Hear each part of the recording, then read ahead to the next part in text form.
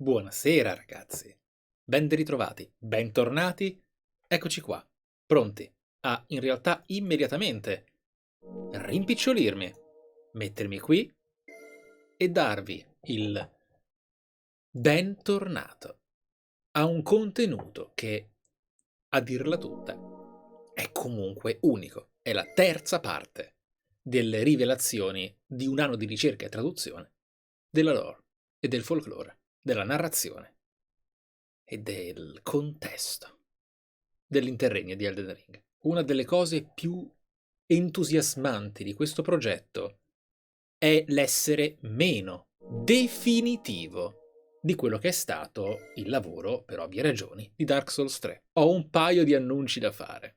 Ho un paio di stupendi update da darvi e voglio parlarne prima di iniziare effettivamente a discutere delle risposte che mancano. Vi faccio questa introduzione innamorato perso di quello che sta per succedere e di quello che sta per arrivare. E qui abbiamo a schermo il video, il secondo episodio, e questo stupendo commento di Baltoi. Come potete notare, i commenti sotto questa sequenza di studio, rivelazione, condivisione, anche aggiunta delle fonti e analisi di quello che è stata la narrazione di Elden Ring attraverso la sua narrativa, è uno dei più bei rapporti di community che si siano mai visti su una piattaforma web. È veramente incredibile. Come tutti avete, al di là dei complimenti, delle coccole, della gioia, dell'aspettativa e della volontà anche forzata su di me di stampare questo tipo di lavoro, adesso ne parliamo, perché non era qualcosa che avevo in mente di fare, ma non mi sarei aspettato questo tipo di comportamento da parte vostra e l'aspettativa di potervi costruire qualcosa di così complesso intorno, tanto che, di nuovo, siete stati più imprenditori di me, ma l'idea creativa che c'è dietro potrebbe essere veramente molto molto bella e a questo punto vale la pena parlarne più per i risultati contenutistici che non appunto aziendali. Ma prima di arrivare a questo ci sono state un sacco di discussioni delle quali vorrei fare introduzione. Oggi finiremo la lettura di questo documento, ma prima di farlo e prima di ringraziare le sub, l'hype train che parte e quello che state risultando essere come supporto al contenuto e al progetto, guardate quello che ha beccato, nonostante tutto il lavoro, questo ragazzo bravissimo. Errata corrige, importante. Nella live si è supposto che Radahn abbia bloccato il flusso delle stelle durante la disgregazione. Questo tuttavia cozza con la descrizione di Starscourge Greatsword, che invece ci conferma che la leggenda del flagello celeste abbia avuto origine quando il figlio di Radagon e Rennala era ancora giovane. Radahn earned considerable renown as the Starscourge in his youth, and it is said that it was during this time he engraved the gravity crest upon these blades. In inglese, e confermiamo anche in giapponese, c'è scritto che quella nomenclatura l'ha ottenuta nella sua giovane età. È vero, è scritto anche in giapponese. Questo non youth. E sai, perdonami. Ero convinto di star leggendo in italiano e non sono fatto in tempo a switchare all'inglese, sono stato una merda. Però, al di là del maccheronico, accento rivelatosi atroce rispetto a una media migliore di solito, quello che si è scoperto qui è corretto, quindi, è che non è certo quell'evento sia nato durante la disgregazione. Non è purtroppo completamente confutabile, perché la disgregazione è durata tantissimo e non abbiamo certezza della longevità di certe storie, di certe anche crescite e di quanto nella vita di Radahn la disgregazione abbia fatto parte della sua crescita e sviluppo. Ok? Quindi non possiamo dire al 100% non sia avvenuto durante la disgregazione, ma sicuramente è molto meno certo rispetto a quanto si era discusso in questo documento, che avrà quindi ovviamente una correzione. Una cosa importante è che è anche vero, potrebbe esserci stata questa forma di nomenclatura prima che lui avesse effettivamente fermato quella stella. Non di meno, Occam ci aiuta a capire che se ti chiami flagellato delle stelle avrai ben flagellato una stella. Non è semplicemente l'uso della gravità, per quanto lo studio da parte di un campione di Onice, di Ossidiana, possa aver portato per definizione della specie, della magia della gravità, quel tipo di titolo da campione. Ok? Detto ciò, grazie Baltoi, e a questo punto, per contraltare, voglio farvi vedere una cosa. Una delle cose, delle realtà più belle all'interno di queste discussioni, non avevo in mente di farvelo vedere, ma visto che ho aperto YouTube e l'ho messo a schermo, vorrei vedere se riesco a trovare questo commento, per farvi capire quanto può essere affascinante all'interno di un lavoro che non è definitivo, lavorare. Allora, intanto ricordiamoci questa meraviglia anche.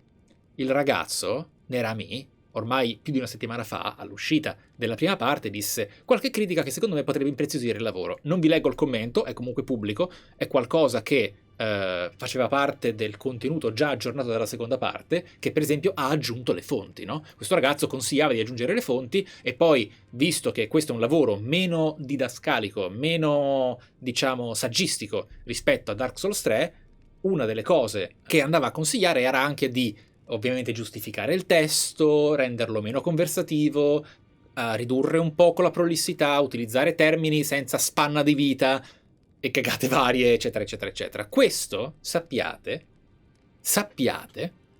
che non soltanto è preso in considerazione come lo sono state l'aggiunta delle fonti, ma abbiamo letteralmente assunto una correttrice di bozze e di revisione per fare il lavoro finale. Quindi quando io distribuirò questo PDF, voi avrete una versione corretta, completa, definitiva e controllata da una professionista. Quindi le cose si fanno bene, non si fanno tanto per fare e non si fanno solo con amore. Ok? Allora, vediamo se riesco a trovare quel commento invece. All'interno dei commenti ci sono ancora alcuni che dicono ma il crogiolo. Però, al di là del ma il crogiolo, è bellissimo vedere dei dubbi che si sono ramificati così tanto all'interno di alcune idee della lore e dell'universo di Elden Ring da creare un istinto di correggere alcune dichiarazioni fatte durante questa ricerca che possono essere poi discusse nel momento nel quale c'è reale passione da parte di chi sta discutendo l'argomento. Perché ricordatevi sempre che ci sono due categorie, sia di creator sia di pubblico, ok? Che è un po' come si potrebbe definire lo stesso argomento nella religione. Ci sono i fanatici e i teologi, no? Sono due cose molto diverse. Lo stesso vale per chi fa questo lavoro di passionale esplorazione, speculazione e divulgazione di una narrazione, no?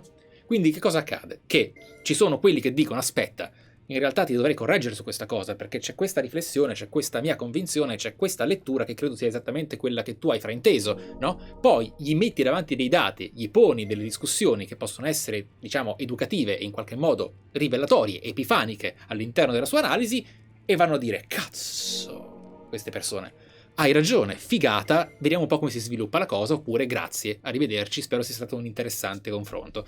E poi ci sono quelli, Sabaku merda! No? E non importa quello che dici. Oppure Elden Ring è così perché piace a me, no? Eccetera, eccetera, eccetera. E quelli sono, li metti in pappetta e li butti nel crogiolo. Fai così, brodo primordiale. Ma non è brodo primordiale. Comunque, lo stesso vale per i creator, ovviamente. Perché una delle cose che possono accadere, e fortunatamente pochissimi creator fanno davvero questo, ok? Ci sono quelli che si costruiscono la propria idea di un'ambientazione solsiana e vi si aggrappano come il fanboy fa con l'acquisto.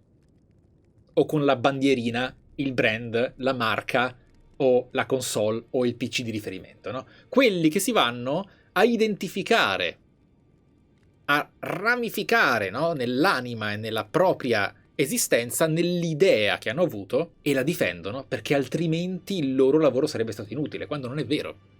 Quando non è vero. E infatti questo documento quasi spero venga almeno per un terzo completamente riscritto del DLC. Ma magari Elden Ring ha una delle storie più frammentate nella sua dimensione e quantità di roba che From abbia mai pubblicato. Ok? Quindi ben venga.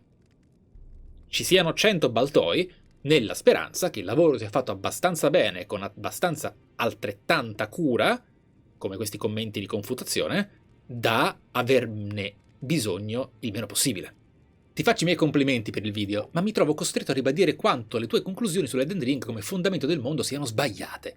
Tanto per cominciare, se l'incantesimo Stelle Ancestrali dice che la volontà superiore inviò l'Elden Beast, che divenne l'Elden Ring nel mondo, evidentemente quel mondo già esisteva.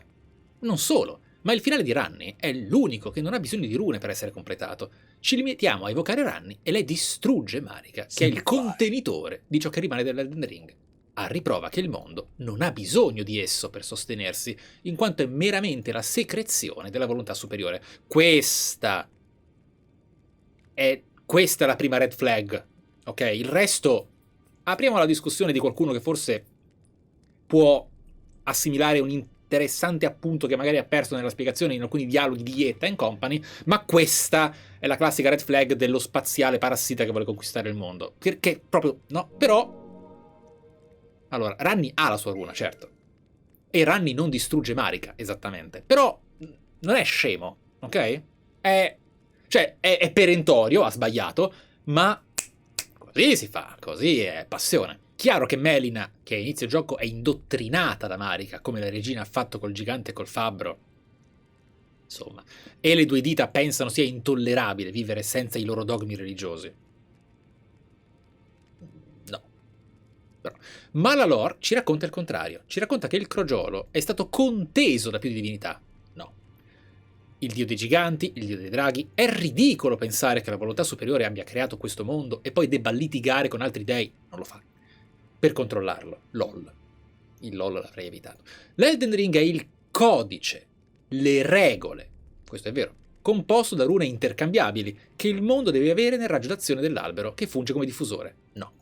Smettetela di citare il trailer errato con la frase colui che comanda le stelle, perché oggi è incoerente. Non è vero. Con quello che il gioco ci racconta. Falso.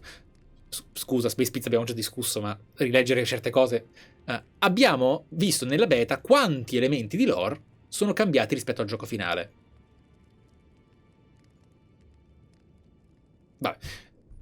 Figuriamoci a distanza di 2 anni. Non funziona così.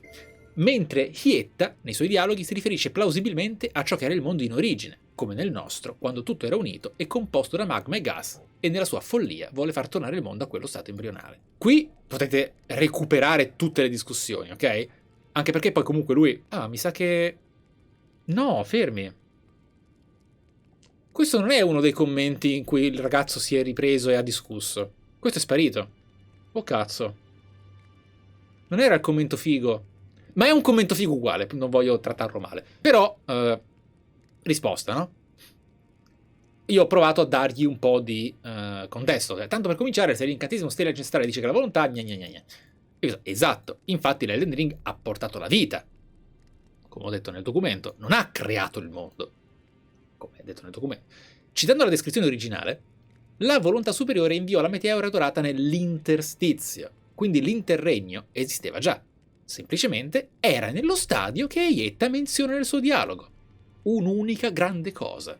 Sempre citando il testo originale. Difatti, l'errore della volontà superiore, a cui fanno riferimento le 3 dita, vengono definite come nascite e anime, ergo la vita.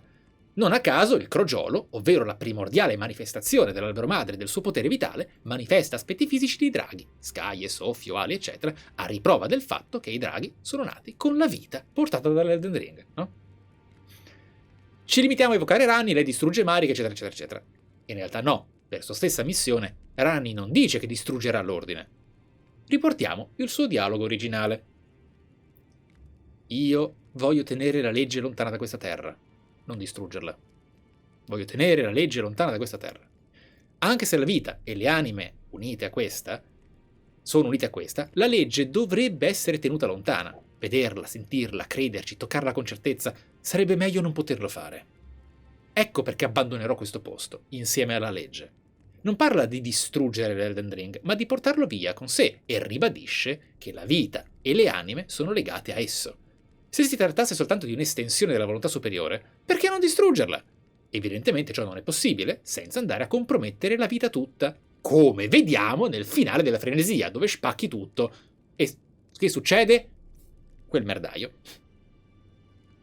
Ci racconta che il crogiolo è stato conteso da più divinità e fazioni, il dio dei giganti, eccetera, eccetera, eccetera. No, in realtà il gioco ci racconta che il crogiolo è l'albero madre primordiale e che all'epoca dei draghi non vi era alcun albero.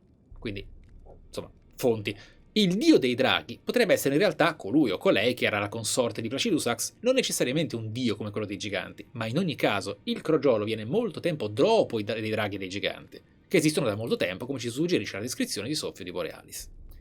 L'Elden Ring è il codice, le regole, con potature intercambiabili, giusto per quello che diceva l'idea dell'albero delle leggi del mondo, ma sbagliato. Ha in parte ragione, come dicevo prima io, a dire che l'Elden Ring incarna la regola del mondo. Ma questo esiste sin dai tempi degli antichi draghi, come dimostra la raffigurazione dell'arena di Malekith e il titolo di Elden Lord dato a Placidusax. Inoltre, nulla in game ci dice che l'albero funge da diffusore. Smettetela di citare il trailer, perché è incoerente. Io ho fatto, dimentichi cosa fa l'Elden Beast con il cosmo? Fintanto che Miyazaki non dice no, era sbagliato, rimane materiale di cui tenere conto. Non ignoriamo ciò che ci viene dato solo perché non ci piace. E non è incoerente. D'altronde l'Elden Ring era in origine una stella, e potrebbe anche essere il motivo per cui Radahn ha tenuto le stelle ferme, e che il motivo per cui Radahn ha tenuto ferme le stelle è proprio perché l'Elden Ring è stato spaccato, per quel che ne sappiamo. Ma è solo una teoria, prendiamola con cautela, no? Poi la cosa è andata avanti, c'era altre domande su... Però chissà se... non trovo quel dialogo. C'era quella bellissima discussione. Di nuovo il tono è del cazzo all'inizio. Però... questo ragazzo è quello che poi ha discusso, ha fatto merda, oh, cazzo, oh, ah, no, allora, oh, figata, no? Eccetera, eccetera, eccetera. Posso dire che la ricostruzione della Glom-Eyed Queen è totalmente sballata. La Jack non può aver dato la caccia agli Auri e ai semidei. Auri e semidei erano Godfrey e i suoi figli. Se Godwyn è stato il primo semidio a morire nella storia, significherebbe che la Jack abbia agito post-Radagon, cosa impossibile in quanto la Jack perse il suo potere alla creazione dell'Ordine Aureo. Quindi non solo cronologicamente non può aver dato la caccia ai semidei, ma deve aver agito prima della creazione dell'Ordine Aureo, in quanto la runa della morte è stata da allora in poi sigillata. Non vi è nessuna prova che fosse opposta a Marika, avendo sfatato l'interpretazione della caccia ai semidei agli Auri. L'ha sfatata subito. E ha ragione se non conoscessimo Miyazaki, che è un figlio di puttana. Gli dei che la Jack cacciava non erano semidei, erano dei. Questa cosa questa è la cosa, la mega red flag, purtroppo, perché gli dei in Elden Ring non esistono. Cioè, sono i kami e il dio dell'anello, il che non può essere. Tanto più che con Gurran che il gioco ti premura di dire morte dei semidei, levando ogni dubbio su una generalizzazione sui termini dei e semidei. Non sono termini intercambiabili. Giusto. Per quanto riguarda le motivazioni di Marika Pre-Vessel, a.k.a. Jack per uccidere gli dei, a oggi sconosciuti, possiamo ricordare che i Nox erano numen e imparentati con Marika, portando un sentimento di vendetta contro la volontà superiore che li condannò a un cielo privo di stelle e quindi senza destino. Da qui la sua ribellione al diventare Vessel di quello... Cioè, qui partono le interpretazioni, no? Qui partono cose lecitissime, però interpretazioni come lo è la nostra ricostruzione. E le cose potrebbero confutarsi a vicenda e trovare una risposta, spero, nel DLC. Per l'amor di Dio, per favore! Perché la Global Queen è un casino, ok? Sì, ha detto che la Global Queen è Marika. Vabbè, succede. Poi magari si scopre nel DLC che è vero, cioè, che ne sai? Purtroppo, cioè, siamo in questo stato. Purtroppo l'Elden Ring ha un problemino. Ok? Infine Melina eredita l'occhio viola ed essendo figlia di Marika non ci lascia altre interpretazioni. Non ci lascia altre interpretazioni. Se non che Marika stessa era la Gem quando era un'Empirea. Quando Marika la sconfigge, Marika non ancora dea ma solo Empirea, è stato nato simile a quello che vede costrette le ombre degli Empiri ad andare contro i propri padroni. Eccetera, eccetera, eccetera. Qui stiamo un po' andando. Però, ripeto, magari ha ragione. Solo che io do il beneficio del dubbio perché è bellissimo vedere la passione della discussione, è veramente stupendo ed è così che si deve fare, no? Però qui ci sono state un sacco di discussioni e lui è sempre stato ricettivo. Vedete, Frank, potete andare a leggere la discussione. Frank, era lì, pam pam pam pam pam pam pam. Poi è arrivato il mio collaboratore. Per chiarire, non viene mai definita come dea ma come empirea. La caccia di dei in giapponese è quello, è scritto quell'altra, la descrizione dice allora, vediamo un po', io ho detto, sì, ma poi ovviamente questo genere di, diciamo, appassionati si incazza e si inalbera, ma poi si calmano. Questa è una cosa infantile che succede sempre su internet, brutte testine, però insomma. E poi abbiamo lo spasso. Il ricordare che Miyazaki, quando definisce primo qualcosa, è quasi sempre primo col cazzo. Ok? Perché Godwin è il primo semidio a morire.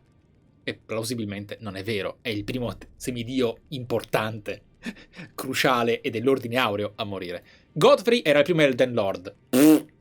German il primo cacciatore. La prima guardiana del fuoco. Nito il primo dei morti.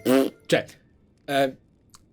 il primo di qualcosa spesso e volentieri è in base a diversi POV di chi va a definire quella parola. E infatti un po' mi dispiace, perché io sono sempre stato tifoso. German è il primo cacciatore della caccia moderna, ma gli ptumeriani, ragazzi, figli miei, che erano arlecchini. È il primo di cui ci frega. È il primo. Esattamente. Ma perché Nito non è il primo dei morti. Nito è il primo dei morti in quanto il re dei morti. Non è che si è ammazzato. Ha creato la morte. Cioè, è un po' diverso. Ragazzi, la chiave di tutto è che io sono sempre stato tifoso delle descrizioni e dei nomi dei boss onniscienti. Però in certe cose sono legati alla lore presente, alla storia, non alla lore, ok? Comunque, lui è stato ricettivo, hanno discusso, poi la cosa andando, poi Mirko è stato un santo perché si è messo lì a dare tutte le fonti, a dire no, guarda, c'è questo, guarda, c'è questo Baltoi, di nuovo eroe, no, guarda che è lì, ok, vedi, e poi, ok, le traduzioni del giapponese allora lasciano pochi dubbi allora. Cioè la cosa bella è che questa frase, che è la più sana e naturale del mondo, voi lo sapete che non mi metto a fare nomi perché poi andremo a fare una live diversa, ma ci sono teste di cazzo che andrebbero a dire questo è quello che dici tu, perché hanno bisogno di questo, altrimenti la loro identità si sgretola e diventano l'ammasso di proteine che sono. Cioè è incredibile. E quindi la cosa si è sviluppata, bla bla bla. Perfetto, grazie, bellissimo, stupenda discussione. È così che si deve fare in queste community, cazzo. Allora, cos'è un empireo?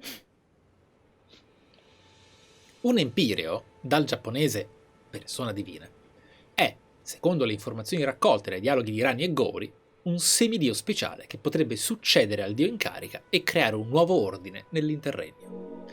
I requisiti necessari per diventare empirei sono l'essere parte della famiglia del dio in carica, essere quindi semidei, e venire scelti dalle proprie rispettive due dita. Su quest'ultimo punto non è chiaro però quale criterio le dita usino per selezionare il proprio empireo. A ogni empireo viene affiancata un'ombra, ovvero una bestia antropomorfa dalle sembianze da lupo, che agirà non solo come guardia del corpo dell'empireo, ma anche come cavaliere al suo servizio, che si occuperà di svolgere gli incarichi assegnati dall'empireo in questione. Tra gli empirei abbiamo come esempi nel gioco Ranni, Malenia, Michela e la regina dall'occhio tetro. Anche Marika era un'empirea, prima di diventare la dea del mondo. Ignorando le due dita e il lignaggio, non sappiamo concretamente quale sia l'elemento determinante a renderti di fatto empireo. Si potrebbe teorizzare che lo si diventi in base a una certa predisposizione verso il divino, oppure l'avere una certa visione del mondo che potrebbe arricchire l'Elden Ring. Sia Ranni, sia Malenia sembrano essere legate ad entità divine, la luna oscura per la prima e la marcescenza scarlatta per la seconda, e questo avvalorerebbe la prima opzione, ma Michela non dimostra alcuna predisposizione divina, se non un ingegno molto alto e una visione dell'ordine molto caratteristica. Questo ricadrebbe nella seconda opzione. Come detto prima, però, Non è chiaro cosa ti renda oggettivamente un Empireo, e l'unica cosa che possiamo fare è buttarci nelle teorie. Se ogni Empireo ha una sua ombra, perché non vediamo mai quella di Malenia e Michela? Anche qui si può solo teorizzare, ma è possibile che l'assenza di un'ombra per i gemelli sia dovuta al fatto che Malenia ha assunto il ruolo di lama di Michela. Questa scelta di Malenia, oltre a dimostrare il suo immenso amore fraterno per il gemello, dimostra che l'Empiria ha rinunciato alla corsa per il titolo di dea, favorendo l'ascesa di Michela come il suo esserne la lama.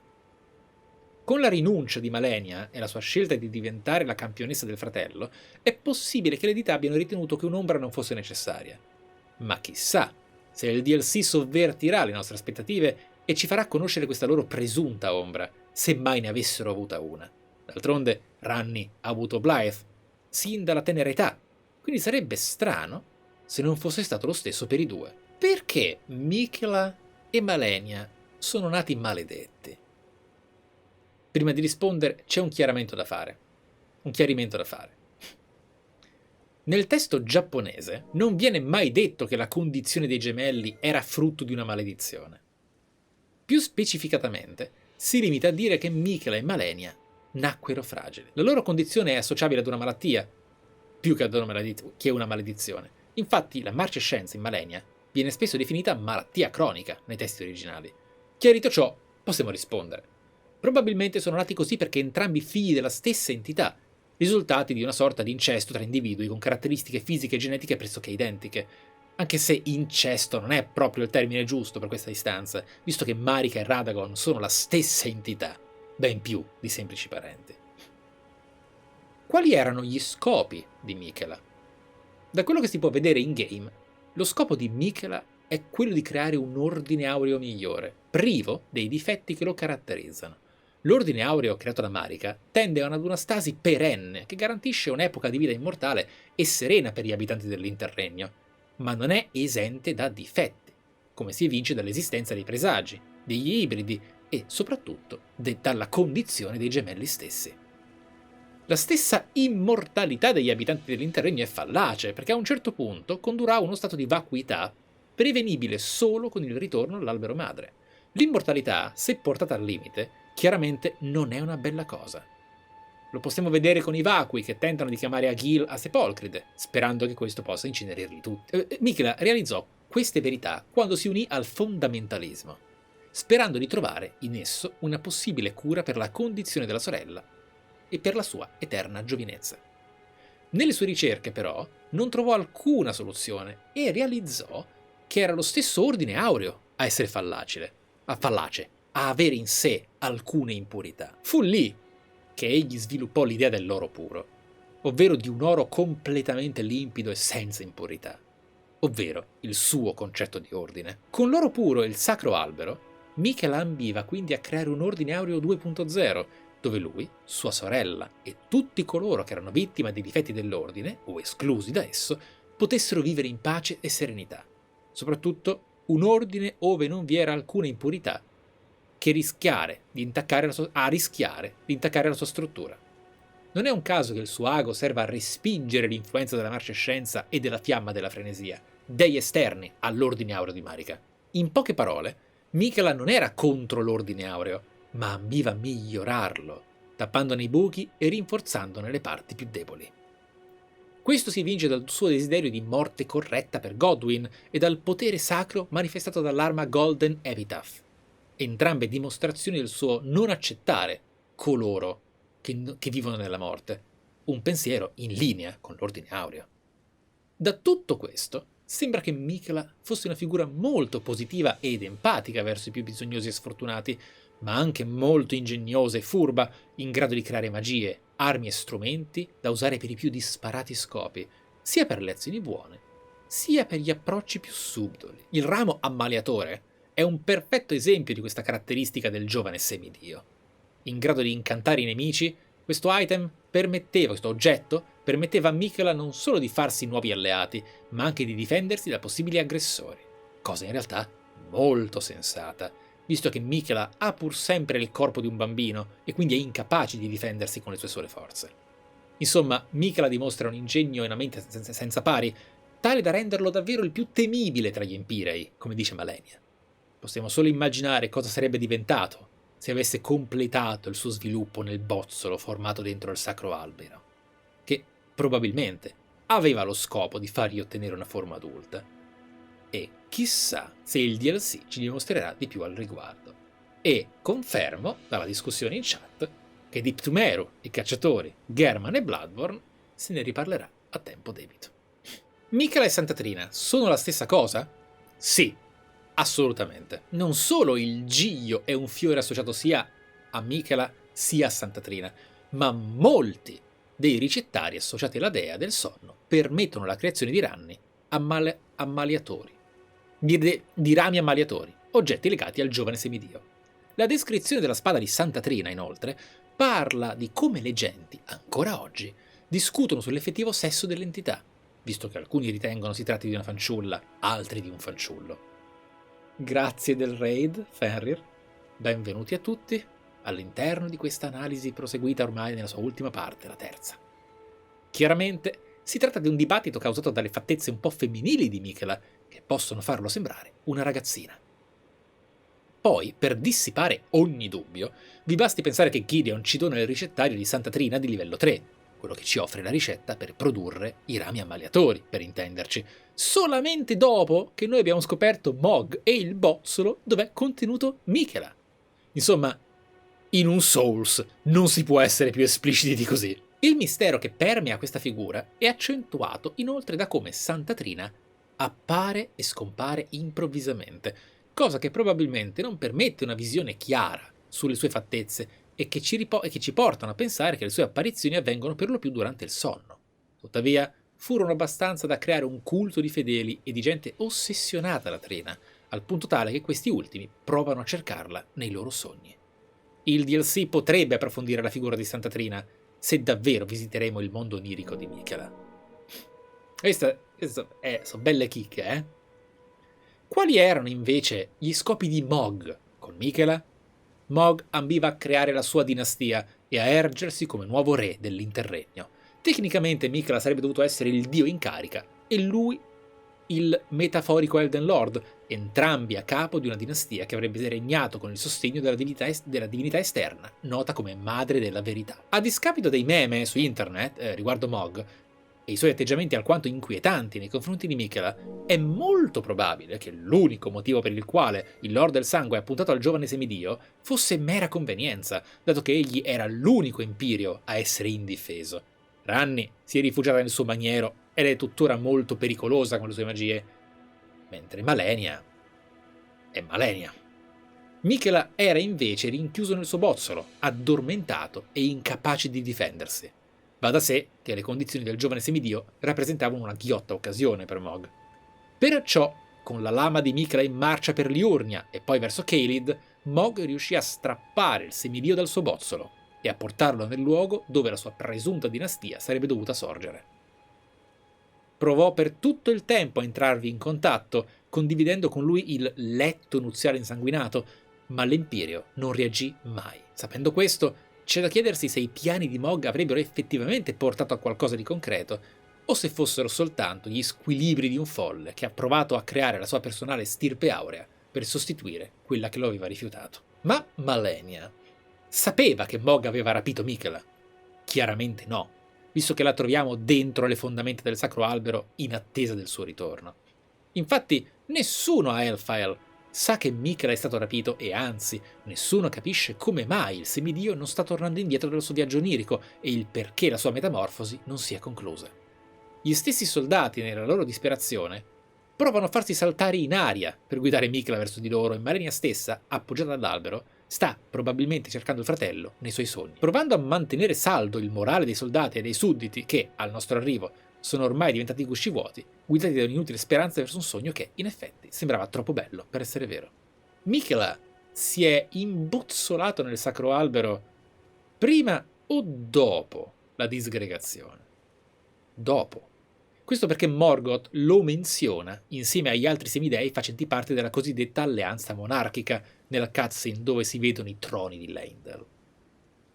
Questo significa che Michela non era ancora entrato dentro il sacro albero. Per chiarire, l'alleanza monarchica fu una momentanea alleanza tra i semidei che Morgoth formò quando l'Elden Ring venne frammentato. Ogni semidio reclamò un suo frammento e Morgoth, in qualche modo, riuscì a farsi eleggere come sovrano segreto di Leyndell e tentò di tenere i suoi fratelli e sorelle uniti per evitare che si scannassero tra di loro. Ma questa alleanza non durò per molto e crollò con la prima battaglia di difesa di Leyndell, dove Godfrey tentò di assediare la città, probabilmente con lo scopo di reclamare il trono per sé, visto che era un membro del clan dei Yaorei puro, mentre Morgoth era pur sempre un presagio, anche se nato tra Yaorei. È anche possibile che la notte dei neri coltelli, avvenuta proprio in casa tra le mura del castello, abbia generato un clima di sfiducia tra loro, con ragione in un certo senso, visto che due dei cospiratori, Ranni e Rykard, sedevano proprio tra di loro. E Godfrey è canon, ragazzi, mi dispiace, è canonissimo, è canonicissimo. Insomma, questa alleanza non era destinata a durare, viste le premesse. In che contesto è avvenuto lo scontro tra Morgoth e Radahn, mostrato nell'introduzione? Probabilmente il loro scontro è avvenuto durante la seconda battaglia di difesa di Leyndell, visto che uno dei monumenti della spada ci racconta che Morgoth prese parte a questa battaglia nelle vesti di Margit. O forse non è propriamente Radahn ed è un soldato simile, ma ne riparleremo. Cosa sono i presagi? Eccoci qua. Ciccia. I presagi sono creature nate afflitte da una maledizione, che ricopre il loro corpo di corna maledette e aspetti del crogiolo distorti. Il nome presagi o omen può trarre in inganno, suggerendo un significato più grande per queste creature, ma il loro nome originale giapponese è Imiko, ovvero bambini non voluti, ripugnanti, impuri. Sono semplicemente figli nati in condizioni sbagliate, non accettati dall'ordine aureo. Non è chiaro il perché questi bambini nascano così, ma si può pensare che le cause derivino dalla scelta di Marika di rimuovere la runa della morte dall'Elden Ring, modificando così l'albero madre. Le prove a favore di questa opzione sono gli evidenti legami che i presagi condividono con il crogiolo, tra cui, su tutti i suoi aspetti, spiccano le corna che ricoprono gran parte del loro corpo. Inoltre, i feticci usati per bloccare i movimenti di Morgoth e Mog manifestano il simbolo runico del crogiolo, prova che i presagi hanno iniziato ad apparire durante l'era dell'abbondanza e, con ogni probabilità, verso la sua fine. È possibile che la rimozione della morte dall'Elden Ring abbia creato una sorta di bug nel sistema, che si è manifestato con la nascita di bambini che presentavano aspetti del crogiolo esasperati e fuori il normale limite. Con l'avvento della civiltà, questi bambini erano semplicemente ritenuti abomini. I presagi nati dalla plebe venivano spesso sottoposti alla recisione delle corna, pratica che più volte portava questi bambini maledetti a morire tra dolori lancinanti. I presagi nati nella famiglia reale, invece, subivano un destino più clemente e venivano solamente abbandonati nelle fogne di Leyndell, tenuti sotto chiave, senza che le loro corna venissero recise. Per entrambi i casi, i genitori dei presagi creavano delle bambole commemorative, pratica che richiama quella giapponese dei Mizuko, piccole bamboline dedicate agli infanti morti precocemente, con l'unica differenza che quelle dei reali venivano prodotte in segreto. Chiaramente un dio non può dare alla luce dei mostri, e Marika era più che intenzionata a mantenere questa convinzione nella mente del popolo. Il taglio delle corna potrebbe anche avere uno scopo più pratico, perché sembra che le corna dei presagi siano catalizzatrici degli spiriti maledetti che albergano nel loro corpo. Infatti, gli unici presagi che manifestano le fiamme nere e giallognole sono quelli che ancora hanno le corna, e quindi sono di famiglia reale, mentre coloro le cui corna sono state tagliate non possono utilizzare questo potere maledetto. Ma cosa sono questi spiriti dannati che tormentano i presagi nel loro sonno? Probabilmente anche questi bug nel sistema dell'ordine aureo. Nell'istante in cui rimuovi la runa della morte dall'Elden Ring, l'intero ciclo di vita e morte va a farsi benedire. Lo stesso vale per il processo di rinascita. Di conseguenza, tutte quelle anime che non hanno concluso il loro processo sono rimaste in uno stato di perenne attesa e si sono corrotte sempre di più. Possiamo vedere questo processo con la maledizione del semenzaio, rilasciata sui cadaveri profanati dal mangiasterco. Le anime delle vittime non possono tornare all'albero madre e, per questo, rimarranno eternamente maledette. Di conseguenza, in una distorta e pallida imitazione del processo di rinascita, questi spiriti si sono reincarnati in questi bambini maledetti, deturpandone il corpo con tutti gli aspetti primordiali della vita al loro peggio. Per riassumere, i presagi sono una delle tante conseguenze della rimozione della runa della morte, rappresentano un ultimo rigetto di vita primordiale venuto male, prima che l'albero madre cambiasse definitivamente, diventando un mero oggetto di culto dell'ordine aureo. In cosa consiste il legame tra i presagi e la madre senza forma?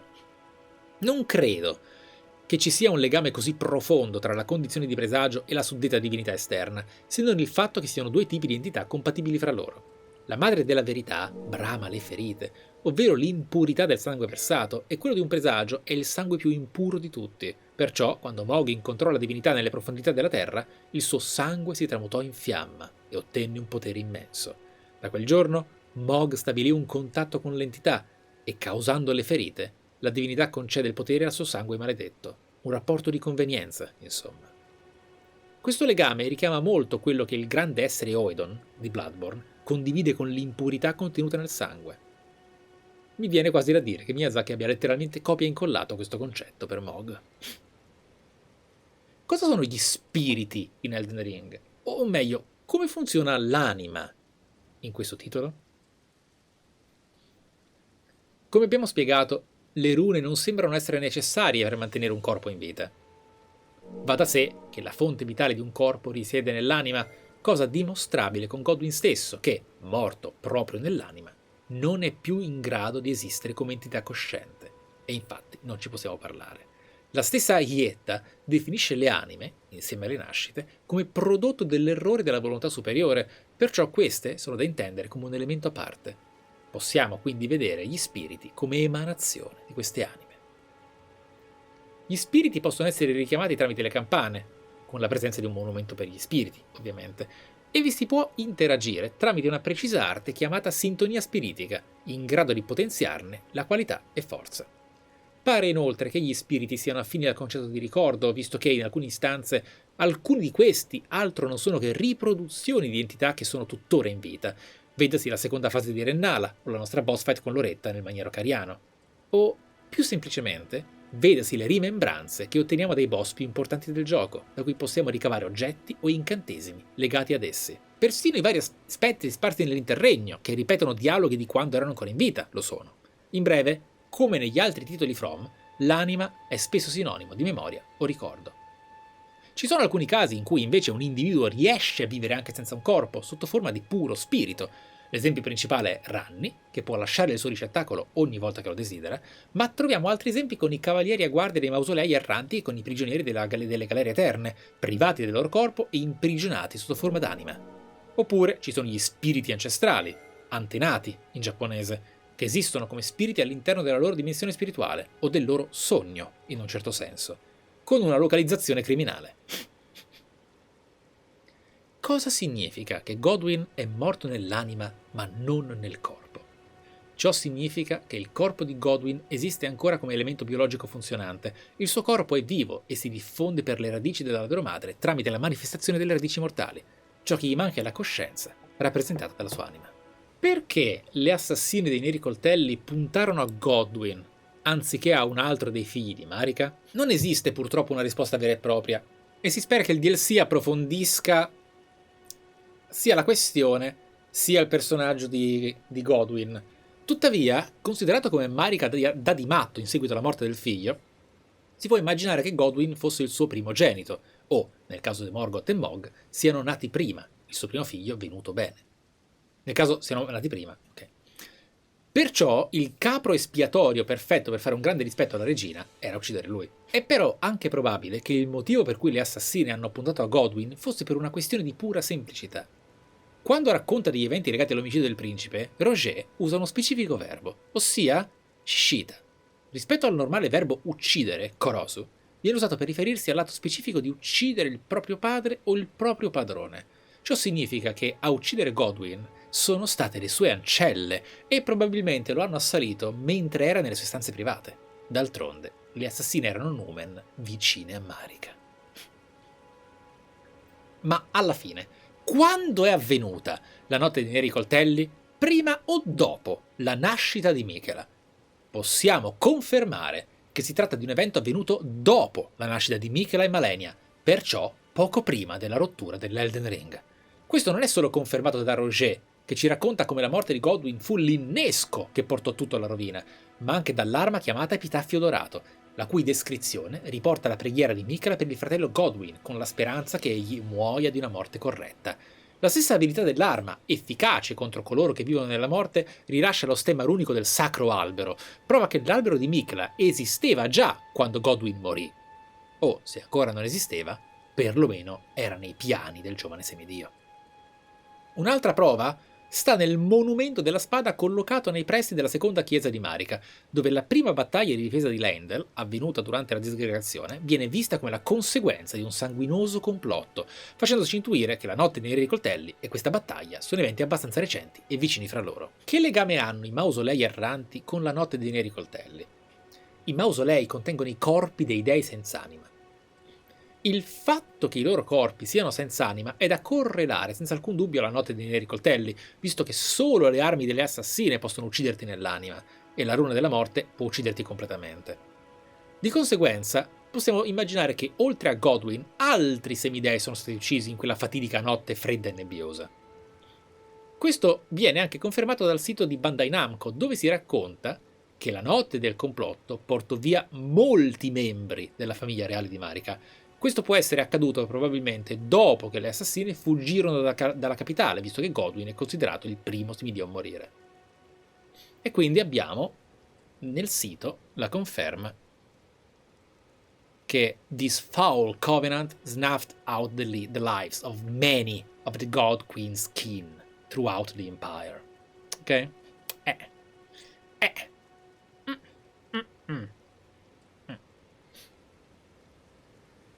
Cos'è Farum Azula? È sempre stata collocata nel cielo o era situata in un punto dell'interregno? Farum Azula è la città dell'antico re Placidusax, nonché la capitale dei draghi. Non si sa se si tratta della primissima città sorta all'alba dell'interregno, ma Farum viene definita come rovina storica.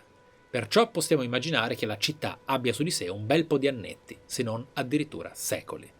Farum Azula era collocata nell'interregno e la presenza del Gran Ponte di Farum, vicino al tempio dove risiede Gurranq, suggerisce che Caelid fosse la sua iniziale posizione, prima che un meteorite la distrusse e la fece volare nel cielo. Nonostante ciò, Farum è l'esempio storico di come i draghi e belve, un tempo, formassero una società non così dissimile da quella dell'Ordine Aureo, e il fatto che Placidusax fosse Elden Lord, prima dell'esistenza dell'albero madre, ci dimostra quanto sia antica questa tradizione legata a dei e lord. Perché Gurranq è ancora vivo dopo aver ucciso Maliketh?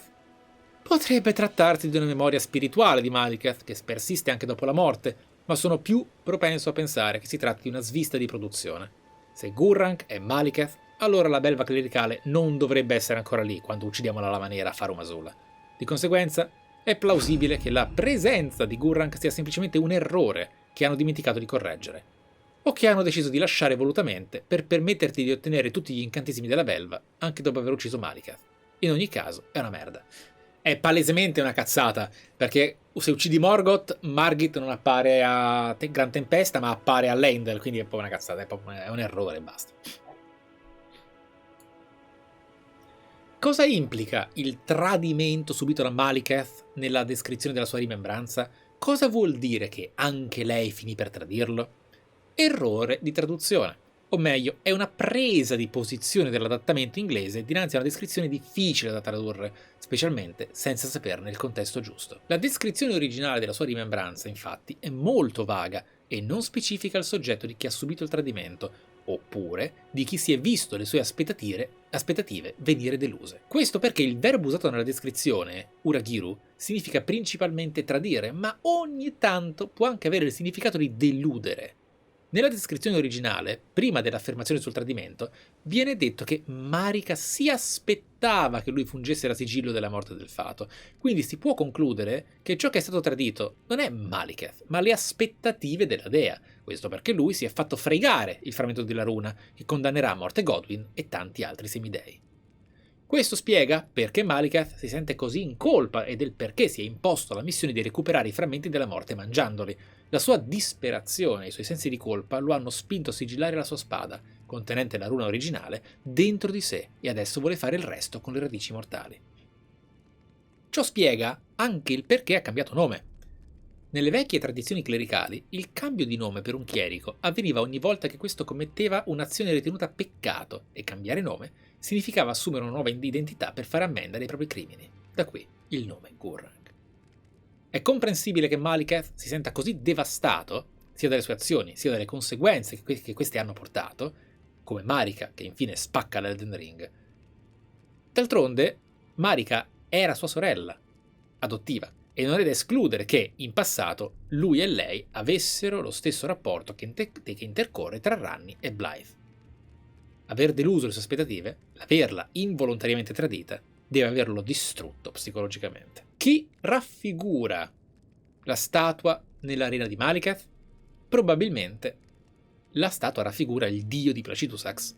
Infatti, considerate le statue che raffigurano esseri umanoidi all'interno di Farum, possiamo immaginare che i Numen giunsero nell'Interregno in tempi veramente antichi e che anche il dio Placidus Sax fosse parte di questa razza. Godfrey e Placidus Sax si sono mai incontrati? Non si sa.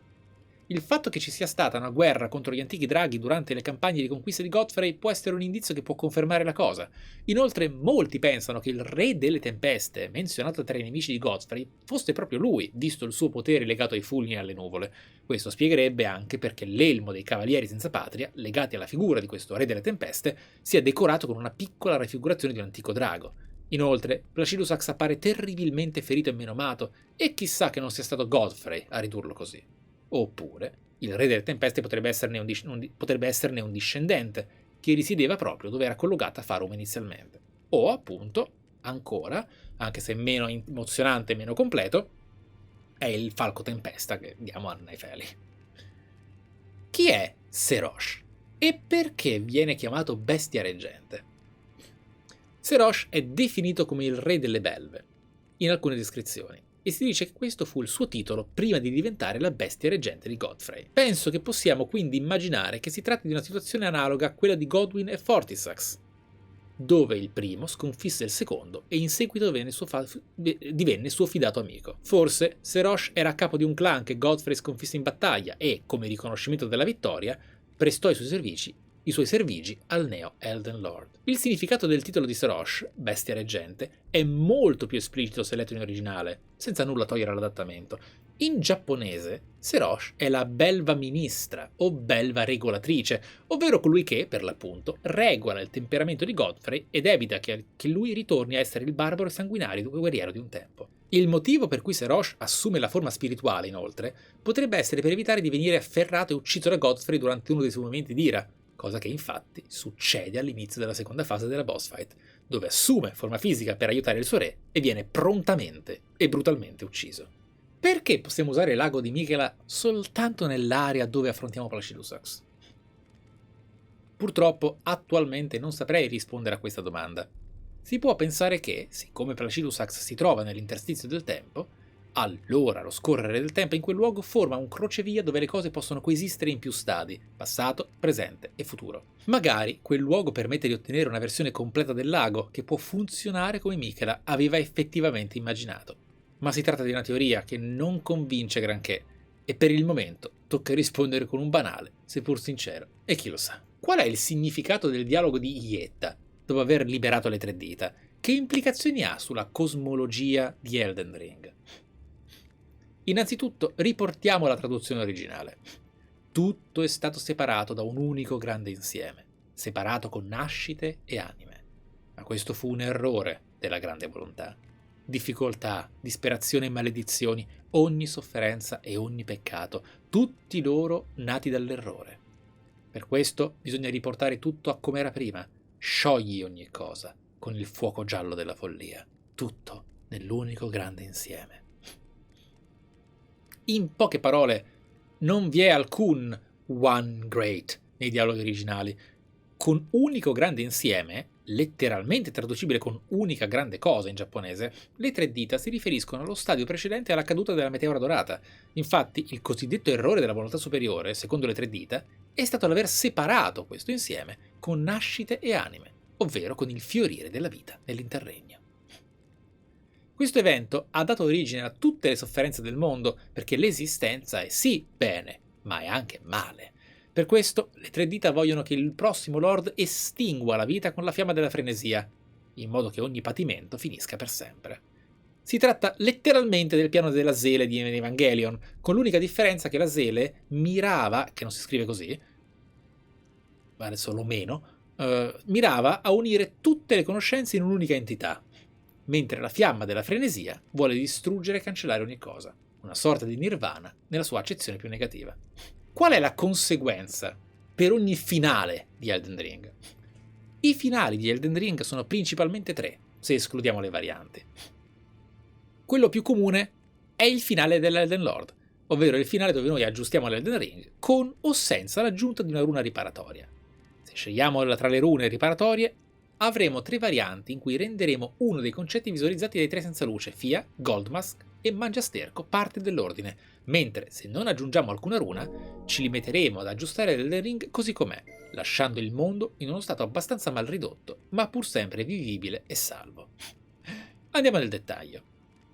La runa di Fia consentirà di rendere coloro che vivono nella morte parte dell'ordine. In questo modo, le vittime delle radici mortali potranno vivere come creature con la loro identità e diritto alla vita. D'altronde, non hanno scelto loro di rinascere come tali, e attaccarli senza alcuna pietà risulta essere solo una crudeltà nei loro confronti. In altre parole, la non morte diventerebbe vita. La runa di Goldmask consentirà di rendere l'ordine del mondo perfetto e assoluto, impedendo che qualunque dio verrà dopo, se mai ci sarà un dio dopo Marika, possa modificarlo a suo piacimento. Goldmask individuò nelle divinità dal cuore umano il vero e cruciale difetto dell'ordine, cosa riscontrabile dalle scelte di Marika e di Radagon. Di conseguenza, la sua runa dovrebbe rendere l'ordine stabile e intoccabile. Non a caso, la runa di Goldmask si piazza proprio intorno all'Elden Ring, quasi come a proteggerlo. La runa del Mangiasterco, semplicemente, maledice tutti i futuri nascituri con la maledizione dei presagi. Avendo creato una runa con le caratteristiche della maledizione, inserendola nell'Elden Ring è possibile rendere questo stato parte dell'ordine. Ovviamente non vi è alcun beneficio in questo finale, ed è semplicemente il bad ending tra i finali dell'Elden Lord, per quanto ovviamente i presagi diventerebbero i nostri migliori amici. Il secondo finale è quello dell'Era delle Stelle, dove aiutiamo Ranni ad assurgere al titolo di dea e a prendere l'ordine per sé. La semidea darà così il via all'Era delle Stelle, dove non ci sarà più alcun ordine a regolare le leggi naturali dell'Interregno, ma solo puro e libero arbitrio. Gli abitanti dell'Interregno potranno vedere la fredda notte come qualcosa di infinitamente lontano e l'influenza dell'ordine sarà ridotta per i prossimi anni a venire. Si tratta del finale più positivo, seppur il mondo è lasciato in balia degli eventi, senza una rotta precisa da seguire. Il terzo e ultimo finale è infine quello del Lord della Fiamma della Frenesia, dove abbracceremo il potere del fuoco giallo e bruceremo l'Interregno con ogni vita al suo interno. Palesemente il finale peggiore, o comunque il più distruttivo. Se dovessimo salvare la vita di Melina, impedendole di bruciarsi per dare fuoco all'albero madre, otterremo come ricompensa una cutscene aggiuntiva, dove il suo spirito apparirà dentro l'albero e, raccogliendo da terra il fischietto di Torrent ormai corroso dalle fiamme, giurerà di trovarci e ucciderti. Nel mentre lo fa, apre finalmente il suo occhio sinistro, rivelandone la pupilla di un blu spettrale. Poi alcuni avevano chiesto: ci fai un piccolo riassunto dei rapporti di parentela? Godfrey e Marika hanno dato alla luce Godwyn, Morgoth e Mog. Radagon e Rennala, Radan, Rykard e Ranni. Radagon e Marika, Michela e Malenia. Godfrey e Godric rimangono delle incognite. Si sa solo che Godric è un lontano discendente con un flebile e debole sangue divino. Si può però immaginare che, dal prefisso God nel nome, entrambi facciano parte del clan di Godfrey, cioè gli Aurei. Infine ci sono i semidei senz'anima, che erano imparentati con la regina Marika, anche se non sappiamo che tipo di parentela avessero con lei, né il grado. E poi abbiamo tutte le fonti. Ci sono cose da correggere, ci sono informazioni da aggiungere, tanto che mi ricordavo del discorso del Falco della Tempesta, ma non è stato scritto nel definitivo. E abbiamo finito. Pre-DLC non c'è altro da dire. Queste erano tutte le domande sorte nella community all'epoca. E questa è la terza parte, eh? Ricordatevi che vi sono le altre due prima. Flame Thestral, Kismet, Allen Franz, Poggi Poggi. Simone, grazie della tier 1 e benvenuto. Le domande che non hanno avuto risposta, qualora ci fossero, le potete accumulare per quando sarà uscito il DLC e faremo la versione definitiva. E lì ci sarà tanta ciccia. Ora, vi ricordo un paio di cose. La prima è, questo documento andrà in revisione, verrà corretto, completato, revisionato e quindi pubblicato, ok? Come vi ho già detto nella parte 1, lo andrà a ricevere chiunque sia un Patreon e chiunque sia un sub, indipendentemente dalla quantità di supporto, e potete farne quello che volete. Qui avete libertà di accesso tra, quindi sarà un PDF. Sarà un PDF assolutamente, ok? Sarà un PDF e abbiamo tutto qua, ok? Oppure, banalmente, essere sub su Twitch. Indipendentemente dal tier, da quanto lo siete, cazzate. Lo ricevete e basta. Ora, io avevo dei piani molto meno prorompenti, per ora. Ma mi avete veramente spinto a fare le cose molto più in grande. E le farò più in grande. Mi conoscete. Ho intenzione di fare documenti come questo, ma per ovvie, eclatanti ragioni molto migliori, per la trilogia di Dark Souls e per Bloodborne e per Sekiro. Lo facciamo e lì non ci sono se e ma, lì non ci sono i forse e le lacune, tranne quelle oggettive della narrativa, ok? Sono già in contatto con gente che vive e studia il Giappone, e studia il Giappone da 30 anni, la mia età praticamente. E Demon's Souls ovviamente, sì scusate, anche Demon's Souls ovviamente anche Demon's Souls, è la palissiano, scusate. No, anche per Demon mi sono perso, ragazzi, sono stravolto, ma ovviamente anche per Demon. Non usciranno prima della fine dell'anno, perché voglio che siano incredibili. Graficamente, contenutisticamente, devono essere incredibili. Ora, non sono imprenditore e voglio che quest'idea sia anche uno dei prompt per supportarmi con sub e Patreon. Supportatemi lì. Io questi li distribuirò allo stesso modo. Avrete i PDF esattamente come vi arriva adesso e potrete farci quello che vi pare. Senza limiti, senza copyright, senza cazzi e mazzi. Fattene quello che volete. Ma sì, per chi li vorrà, li renderò fisici. Li pubblicherò e saranno di una qualità ridicola. Sappiatelo. Sappiatelo.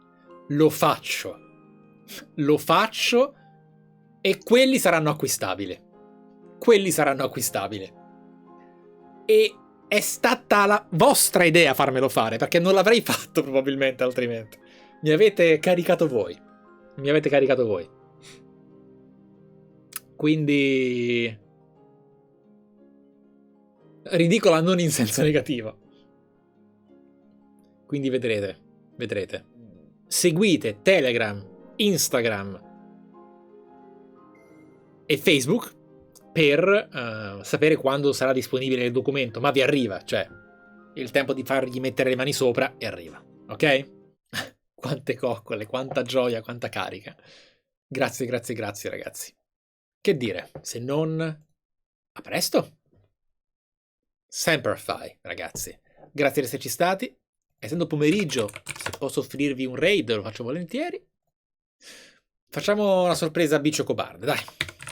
Sta chiacchierando. Ragazzi, buon pomeriggio. A presto. Semperfi.